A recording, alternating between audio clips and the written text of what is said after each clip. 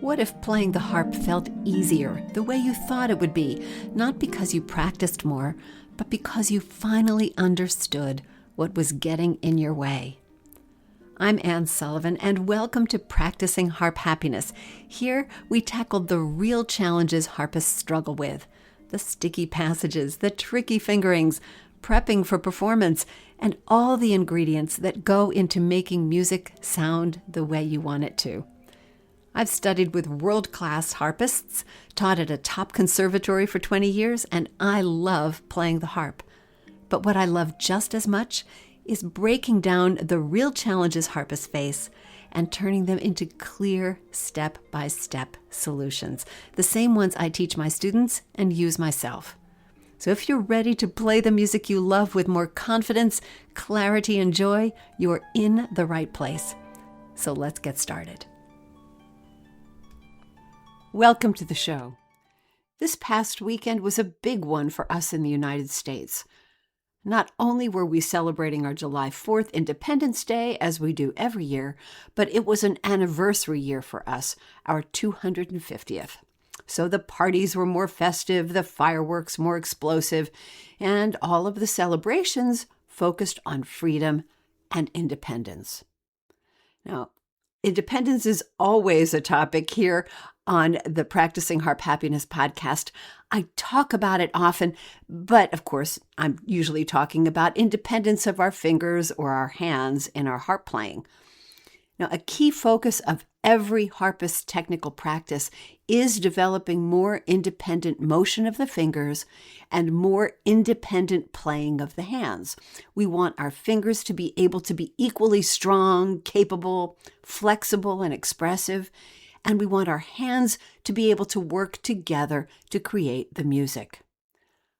But today, I'm going a slightly different direction. I want to talk not about the independence of our hands, but about the interdependence of our hands. It's not a battle where each of our hands is fighting for independence from the other, even if it feels like that physically at times. But I think it's more to the point to consider the way our hands make music together. This goes beyond trying to figure out how one hand will do one kind of fingering while the other hand does something entirely different. This is about the role that each hand plays at any given moment in a piece of music, how each hand fits into the overall musical picture.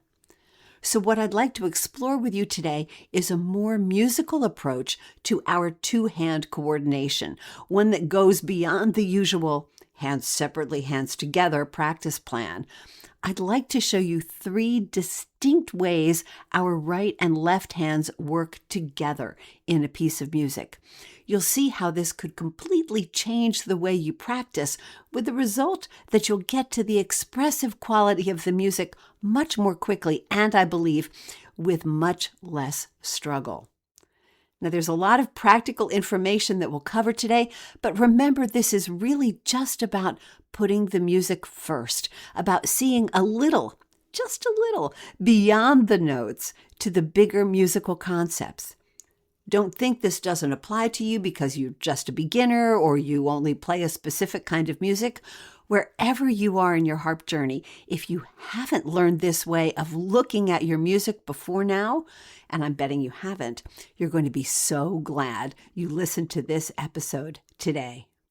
I think this is a great time. In fact, I think summertime in general is a great time to be thinking about different ways of doing things, about doing things differently. We have a little bit more focus time in the summer. We can think about alternatives that we perhaps don't want to explore during the busier part of the year. We just don't have time to rethink systems and think big ideas. We've got our heads down. We're, moving forward quickly. So that's one of the reasons that I wanted to put this idea in front of you now, to give you some time to sort of mull it over, play with it, think about it, and have the leisure to work with these ideas. They're not huge concepts, but it could be a huge change for you. It's also why I'm so excited about the different twist that we've put on our Christmas in July celebration this year. At Harp Mastery, we usually do something special for Christmas in July, whether it's working on new pieces or working on a review challenge. But this year we have something a little bit different, and I'm calling it Compose for Christmas. It's a 3-day arranging challenge. So this is about arranging music. Now, before you say, well, I'm not a composer, I'm not an arranger, I have enough trouble playing the notes that are on the page, I want you to consider this. Think about the time that you spend looking for the perfect Christmas arrangement. I like this version of Silent Night, but it's not quite what I want, and it's got these things that are too hard, and it's got too many lever changes or whatever it is. It's okay, it's right. Maybe it's too easy. Maybe it's not quite special enough. Whatever it is, you have ideas about how music should sound. And I think that there's no music that we have more ideas about than holiday music. It's very personal to us, and we want it to be the way we want it to be. And we want to be able to play it well when it comes to holiday time, which is why we often think about preparing Christmas music in July. First of all, it's kind of fun to think about doing Christmas music when the weather is different than our usual Christmas weather. And this is also a time when things are just a little bit easier, things are a little bit slower, and we can use this time to sort of ease into music and avoid the holiday rush. But here's the deal with this challenge. What I want to help you do is take a Christmas carol, Christmas tune, and we're going to arrange it together so that's exactly what you want.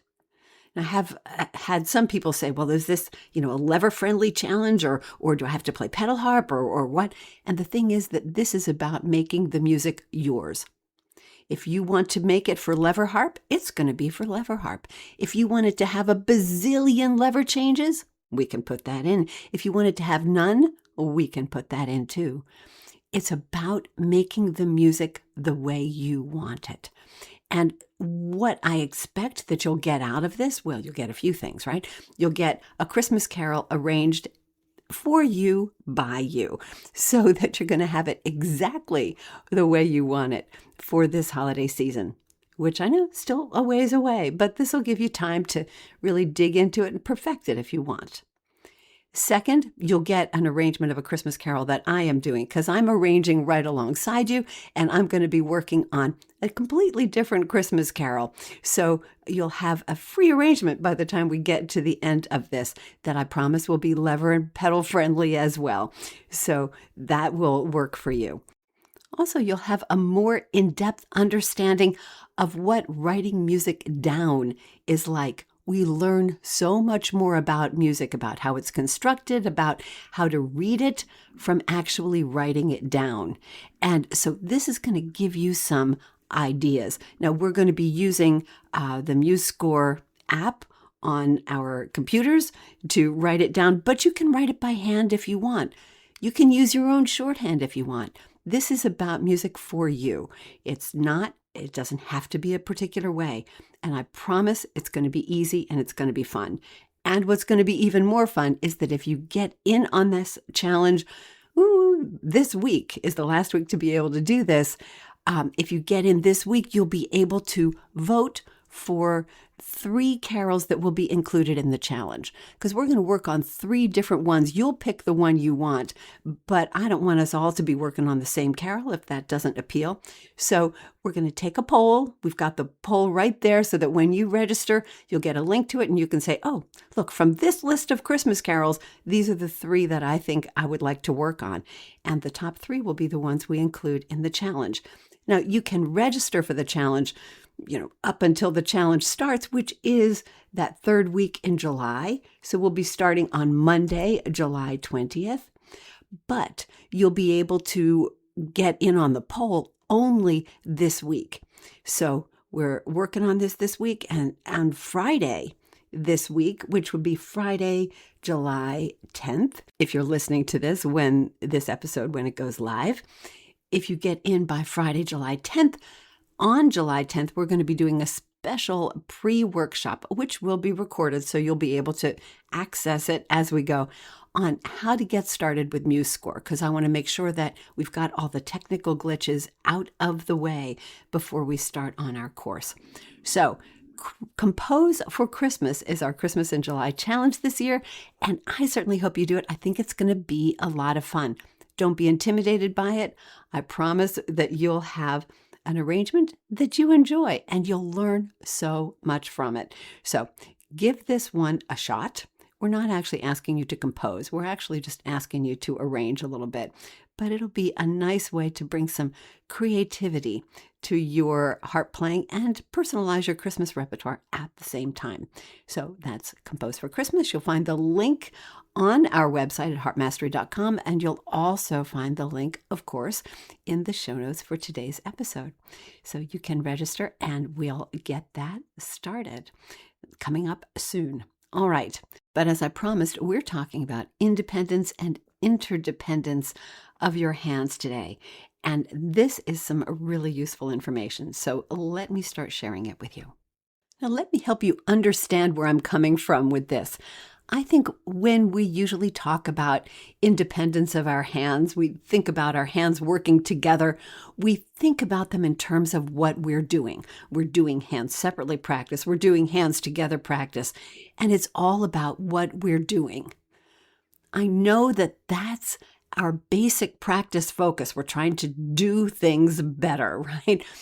But that's where we go down the rabbit hole as well.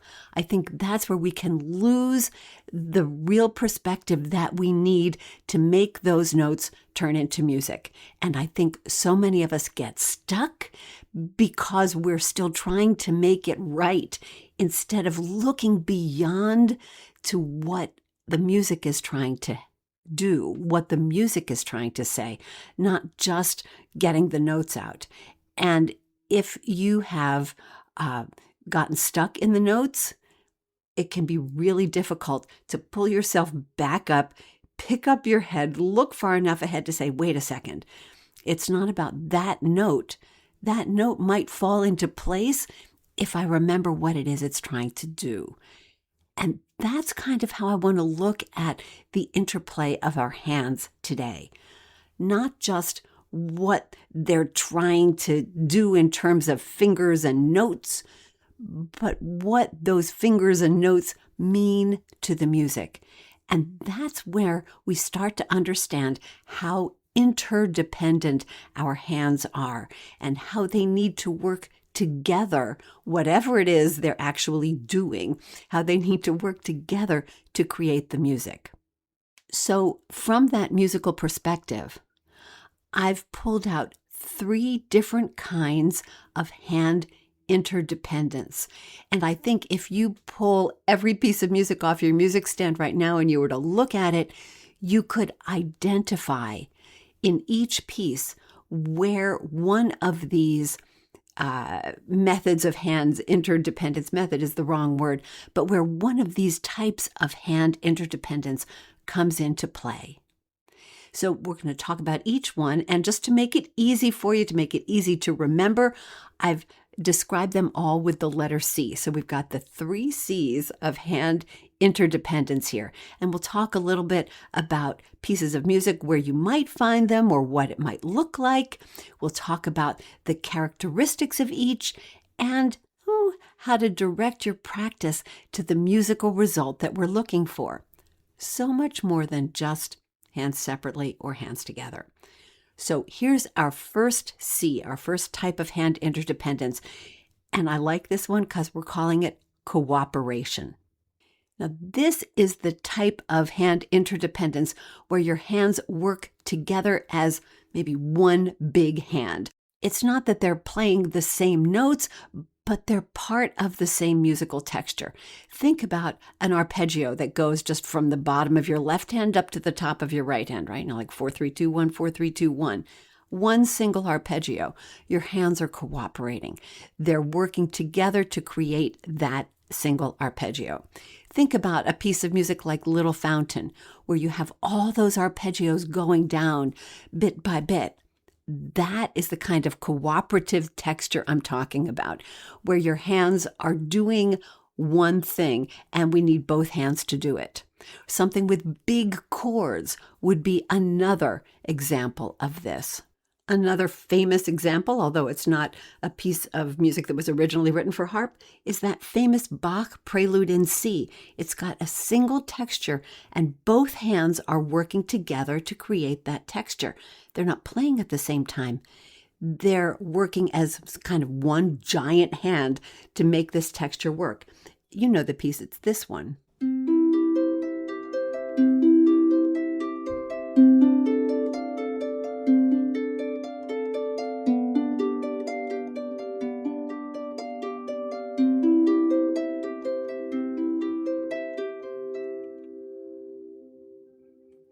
Right? We don't hear a separate left hand and right hand. We hear one continuous musical texture. When your hands are working together to create that single arpeggio or that single big chord from bottom to top, what is it that we really need to work on? We need equality, right? We want our hands to sound equal, our fingers to sound equal. We're looking for equality in tone and dynamics.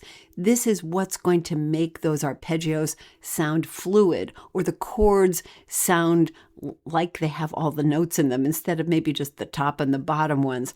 We need our technique at this point, and this is a time to think about technique. We need our technique to be able to pull this one out, to say, all right, we've got all 8 fingers and they're working evenly. They sound the same.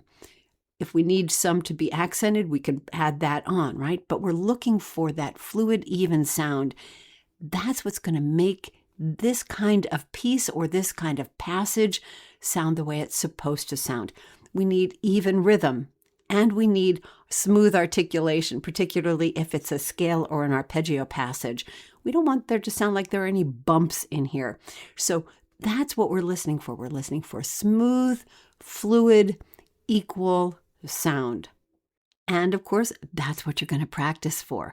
So we want those transitions from hand to sound smooth and unbroken. So as you practice, that's what you're going to listen for. Are those middle notes, or is there a bump as I go from hand to hand? You're going to practice those transitions to make them sound smooth. Now, you may or may not have a piece that you're working on right now that has this kind of interdependence as part of it, but I know you've played these pieces, whether it's Little Fountain or the Bach Prelude I just played, maybe the Solfeggetto by Carl Philipp Emanuel Bach, another example of this. Anytime that your hands are working one after the other in an arpeggio or scale kind of idea, they're working one after another to create a single line. That's this kind of cooperation that I'm talking about. Or if you're playing big chords involving both hands, that's the same kind of thing too. So when you see that happening, you know that your hands need to cooperate. But that's just one of our 3 C's. The second of our 3 C's is probably the one we see most often, and I'm calling this one complementary. This is where our hands have different roles, and they have to complement each other, and they have to coordinate to present the musical idea, whatever that is. The most usual version of complementary independence would be where you have your right hand playing a melody and your left hand playing an accompaniment. Yeah, that's right. Now you know what I'm talking about, right? Think about that. Just about any piece that you know that has a right hand melody and a left hand accompaniment, this is complementary. Our hands are doing different things. They're working together to create sort of a single idea, which is a little bit like the cooperation, except that they're doing different things at the same time to make that happen. Any piece that has a melody and an accompaniment, that's complementary. Now, I did say, right hand melody, left hand accompaniment, but it could be the reverse. And I am aware that sometimes that kind of change is a little bit tricky to have a left-hand melody and a right-hand accompaniment. So that's one of those things that you want to practice. But think about what the real characteristics are of a texture that's that simple, an idea, melody, and accompaniment, so basic. But there are certain things we want from it, aren't there? We want a clear distinction between those two roles. We want our melody to sound like a melody. In other words, to sound like it's connected, like it has a flow and a pace and a movement, like it's telling a story or singing a song. So that's where we talk about phrasing. We sometimes talk about legato, not that every melody is completely legato, but this is the idea, where that melody has to sound like one phrase, like a sentence, like a song. So it needs to have that beautiful flowing quality. The accompaniment might be something quite different. It could be something with chords, something a little bit bouncy, something arpeggiated and smooth. It's serving to support the melody, to add dimension to it, but it's usually in a slightly subordinate role. Naturally, that doesn't mean that the notes are any easier, because sometimes they're not, but it's there to support the melody. So you might have different dynamics or slightly different tone between your two hands. And they're certainly doing different kinds of things. Your melody hand might be working at something very legato and smooth, and your accompaniment hand might have a lot more jumps, a lot more disconnected sort of notes to play. I know I don't have to explain this kind of texture to you because we see it all the time. And one of the challenges of something like this is that your hands are doing things that are very different, and we want them to be able to work together and sound like it's just one musical idea. That's not easy. They need to sound unified, and they need to sound complementary. As basic as complementary playing is to so much of the music that we play, as common as it is, it's still not easy. It requires a higher level of hand independence to create this interdependence and interplay between the hands, because your hands are doing different things at the same time. And they have very different purposes. They may have different dynamics. So this is where some of the hands separately practice is going to come into play. You need to be sure that your melody hand is working on a phrased and expressive melody, and that it knows how to do that, and that your accompaniment hand is supportive, that it's strong when it needs to be, and it's dynamically unobtrusive when that's appropriate. All of those things. So they need to be both hands capable of doing the thing that each one is supposed to do, but then they have to work together. And of course, that's not always easy, so that's what we practice. But as you do this, as you start to put those hands together and making sure that they're working together, I want you to think about what their complementary roles are. So much of the time we get wrapped up in trying to get the right fingers on the right strings and have them play, and we're all about just the technical, mechanical stuff that goes on. We can make things so much easier for ourselves if we think about the roles that each hand is playing. If we think about making that singing melody and then lightening up the accompaniment so that it can go with that melody. If we stay in that just play the notes mindset, we lose some of the value that can come into our practice and some of the ease that we can find by working at the role of each hand, at the musical idea we're trying to get across. Those musical ideas are not something to be put on later. They are something to be worked on from the beginning when you're learning notes. I know that seems hard, but I wanted to make that point here.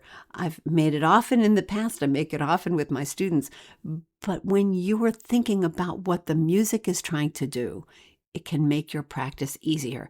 changes your focus from the one little note that we know you want to get right, and you will, to what that note really means. So this is the beginning of that kind of practice. And I want you to take a look at the pieces you're working on now that have that melody accompaniment kind of structure, and think about the roles of the hands and how they need to complement each other. You'll find it's a very different way of looking at it. But I did promise you 3 C's, so here's the third one. I'm calling the third one counterpoint. Now, if counterpoint is not a word you're real familiar with, in music, counterpoint really means against note. And so this is a note against note kind of texture, and I don't mean that to sound adversarial, but what it really is think about sort of 2 melodies going at the same time. Maybe think about a 2-voice choral texture where you've got one line singing and then another line singing along with it. And it's hard to know whether one is melody or one is accompaniment, because it sounds kind of like 2 melodies that are just working together. That's counterpoint.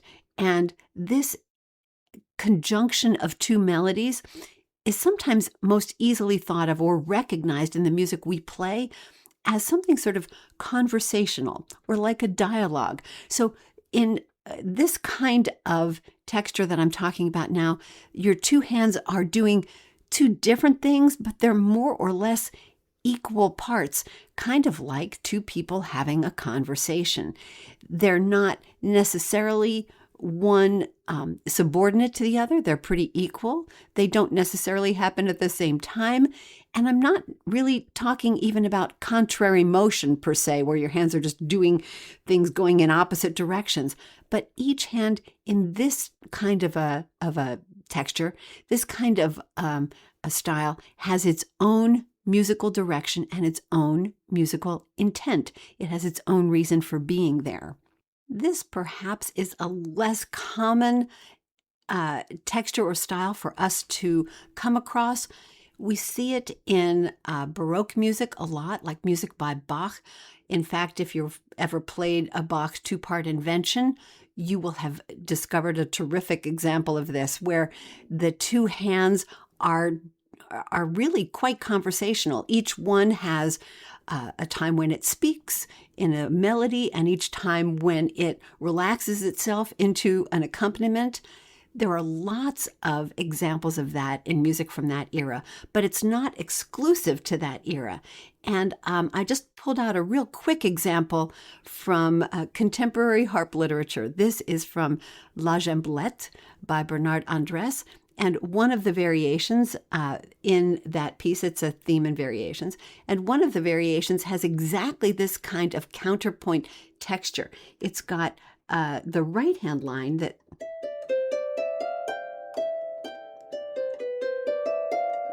that's its very pretty melody all on its own. But guess what? The left hand has a melody too.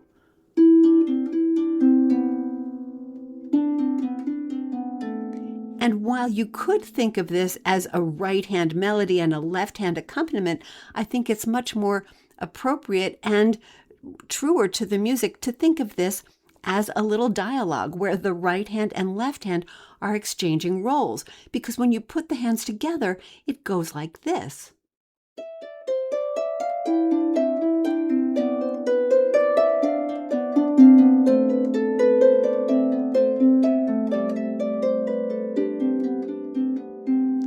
Do you see how the 2 hands, they're cooperating? But they're very conversational. It's very much a dialogue between the right hand and the left hand, where neither one has a subservient or subordinate role, right? It isn't, I'm the melody hand and I'm the accompaniment hand. They switch back and forth. And this is true interdependence, I think, where each hand needs to step up and be the star at its own particular moment.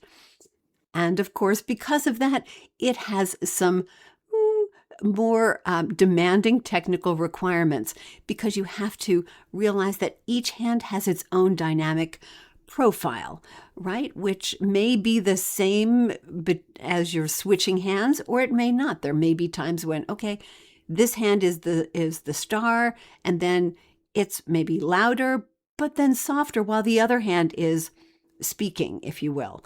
So you need to be able to have that flexibility in both hands, and each hand needs to be really completely confident in its own notes and its own role, and expressive in its own way. So practicing for that balance and that interplay is really what you're looking for. And be aware as you're looking at a piece of music, is that left hand truly accompaniment? Maybe 90% of the time it will be, but maybe it's really its own thing. Or maybe the left hand has those moments where it's going to shine for just a measure, and you want to be able to bring that out so that it rises above the level of just, I'm supporting the right hand, to, wait, I have something important to say. So this is a conversational give and take, not, one hand superior over the other all the time. So that's my third C, counterpoint. So let's do a quick review. We have cooperation, where the hands are working together to create a single musical gesture, a big arpeggio or a chord or a scale kind of a passage. We have the more usual sort of setup, which I'm calling complementary, where you have a melody and an accompaniment. It's all about balance in that kind of situation. And then we have the third form of interdependence, which I feel is truly interdependent, and that's counterpoint, where the hands they're sharing the melodic role, and there's interplay going back and forth, very conversational, very much like a little dialogue, and each hand needs to be able to step up and use its voice when it's needed. But I wanted to give you one more little thought here. This is a very musical way to approach the technical challenges of hands together playing. As I started saying earlier on in this episode, this goes beyond just working out notes and coordination. This is really creating the music, and I hope you can see why it's important not just to get stuck in that, I can do this hand separately and I have to put them together, arg, but we're looking at the musical result that you're aiming for, and that makes every decision in your playing simpler and clearer, and it gives your practice a direction that you might not have noticed before. So as you look at the music that you're working on, take a look at how the music in any particular part of the music is divided between the hands.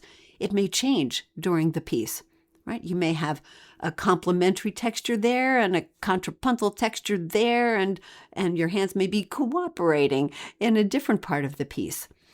Take a look at that and use that to guide you in your practice. Remember that practice isn't solely about drill or about being correct. Your practice is about the music, and everything you do in your practice needs to be directed toward the way you know the music should sound. Your hands can truly be interdependent, and the music needs your practice to be focused on that result so that the music is informing what you're trying to do, not the other way around. And if that isn't a mic drop moment, I don't know what is. And that may help you as you're working on your Christmas in July music. And to go along with that, I wanted to offer you next week on the podcast my Christmas in July prep plan. This is what I call my 5-4-4-3 plan. And it's about how to get your music ready now and keep it ready as much as you need to without getting sick to death of it, so that you'll have it ready for the holidays. Because Christmas in July is not enough, right? You can get your music ready now, but how do you know you'll have it ready in December? So we're going to go over my 5-4-4-3 plan on the podcast next week. And of course, I would love it if you signed up for our Compose for Christmas, Arrange Your Own Christmas Carol Challenge that is coming up in just a couple weeks. You can find the link to learn more about it in the show notes or at harpmastery.com. It's fun. It's going to be a blast. So working on composing for Christmas. I mean, how cool to have your very own Christmas carol arrangement that you get to play this year. I think you will love this.